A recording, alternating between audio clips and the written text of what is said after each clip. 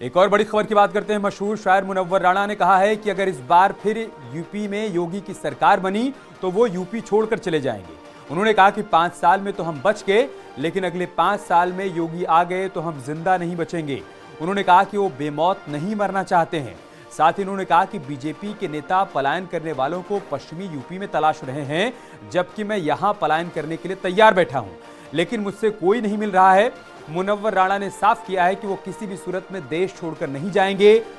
वो लोग और थे जो कराची चले गए, मैं इसी देश में पैदा हुआ और यहीं पर मरूंगा। ये तमाम बड़ी बातें शायर मुनव्वर राणा की तरफ से कही गई हैं। उन्होंने कहा है कि मैं पलायन करने के लिए तैयार बैठा हूं।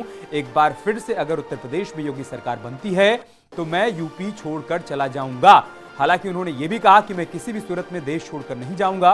वो और लोग थे जो कराची चले गए, मैं इसी देश में रहूंगा। लेकिन उत्तर प्रदेश छोड़कर जाने की बात शायर मुनव्वर राणा की तरफ से कही गई है। उन्होंने कहा कि बीजेपी वाले पलायन करने वालों को पश्चिमी उत्तर प्रदेश में खोज रहे हैं, जबकि यहां पर मैं पलायन करने की तैयारी किए बैठा हूं और यहां मुझसे कोई आकर नहीं मिल रहा है। साफ तौर पर उन्होंने सरकार को निशाने पर लिया। कहा कि अगर एक बार फिर से उत्तर प्रदेश में योगी सरकार बनती है तो मैं यूपी छोड़कर चला जाऊंगा। हमारे साथ मशहूर शायर मुनव्वर राणा साहब हैं। सर, एक बयान आपका आया है कि योगी जी अगर मुख्यमंत्री बनते हैं दोबारा तो आप पलायन कर जाएंगे। वो एक शेर है कि वो तो अच्छा हुआ शमशीर जनी आती थी, वरना दुश्मन हमें जिंदा नहीं रहने देता। तो 5 साल में तो हम बच गए, लेकिन अगले 5 साल में अगर योगी जी आ जाएंगे तो हम जिंदा नहीं बचेंगे। मर तो ऐसे भी जाना है, जाहिर से बीमारियाँ मुख्तलिफ हमारे साथ हैं, 10 तरह की बीमारियाँ। लेकिन एक अपनी मौत मरना, एक बेमौत मरना, तो हम बेमौत नहीं मरना चाहते। वजह क्या है आप हमारे? नहीं, सब तो मालूम ही आप लोगों को, क्या उसमें बताएं भाई।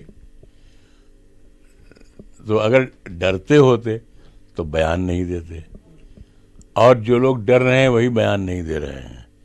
वरना अगर अभी चुपचाप वोटिंग करवा लीजिए तो 90% लोग जो हैं इनके खिलाफ हैं। ये 80-20 के जो गेम खेल रहे हैं वो कुछ नहीं। अगर 80-20 जो उनका नारा है तो ये मुजफ्फरनगर और जो मेरठ में मारे मारे फिर रहे हैं, ईराना किराना में उछल कूद कर रहे हैं कि पलायन पलायन।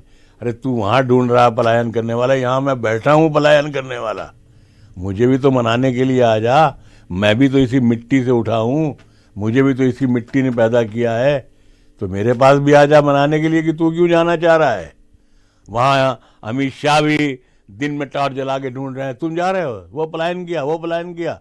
अरे मैं बैठा हुआ हूँ पलायन करने के लिए, मुझसे पूछ आकर कि मैं क्यों पलायन करना चाहता हूँ। जो आपको डर है उसको लेकर आपने कभी प्रधानमंत्री मोदी या खुद मुख्यमंत्री योगी आदित्यनाथ से बातचीत की, अपनी बात रखी? मैंने प्रधानमंत्री जी से मैंने इशारे में ये बात कह दी थी। योगी जी के पास मैं एक बार गया था, लेकिन ये है कि वो इतने फासले से मिले कि जो तमन्ना दिल में थी वो दिल में घुट कर रह गई। उसने पूछा भी नहीं, मैंने बताया भी नहीं, मैं चला आया हूँ। अच्छा, यूपी को अगर सुरक्षित नहीं मानते हैं जब अगर योगी की सरकार बनती है, तो आखिर किस राज्य में, किस देश में, कहाँ जाने के इरादा? नहीं, किस देश में क्यों जाएंगे, मरेंगे इसी मुल्क में रहेंगे। और पैदा यहीं हुआ हूँ, यहीं पर मरूंगा मैं। वो और लोग थे जो कराची चले गए, मैं मरूंगा तो यहीं दफन किया जाऊंगा।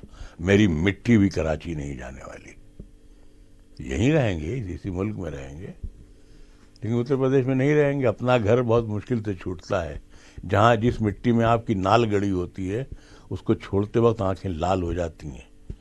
जहाँ हमारे पुरखे 400 बरस से सो रहे हों रायबरेली में, उस इलाके को छोड़कर कहीं और जाना, ये किसी चिड़िया का अपना घोंसला बनाया घोंसला छोड़कर उस पेड़ से दूसरे पेड़ पे जाना होता है। लेकिन जाना पड़ता है, और मैं जाने के लिए मैं तैयार हो गया। मेरे घर के लोग जाए ना जाए, हम चले जाएंगे, हम नहीं। सर, अंतिम सवाल है कि अगर उत्तर प्रदेश में योगी की सरकार नहीं आती तो किसकी आप चाहते हैं, किसकी सरकार में आप सुरक्षित महसूस करते हैं? चाहने न चाहने की कोई बात नहीं है, क्योंकि हम किसी भी सियासी पार्टी से हमारा कोई ताल्लुक कभी नहीं रहा है।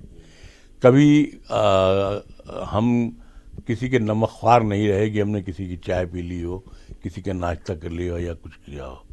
तो हमने अपने आप को हमेशा शायर समझा और हमेशा रूलिंग पार्टी के अगेंस्ट में बैठने वाला समझा। कि अगर कोई पार्टी गलत करती है तो हम उसको टोक दें। ये काम हम कलकत्ते में जब रहते थे, सीपीएम गलत करती थी तो हम बोल देते थे, ये जो भी, ममता बनर्जी तो उस ज़माने में थी भी नहीं, कांग्रेस गलत करती थी सिद्धार्थ शंकर राय के ज़माने में, तब भी हम बोल देते थे। तो कहने का मतलब ये है कि एक शायर का काम ही यही है कि वो अपने कलम को खुला रखे, अपनी आँखों को खुला रखे और सूरज की रोशनी में रेत पे नंगी पीठ लिख करके सच लिखता रहे, सच बोलता रहे और सच बोलते बोलते मर जाए। बाद में दुनिया जो फैसला करता रहे करते रहे, लेकिन कम से कम इतिहास के सामने वो शर्मिंदा ना हो।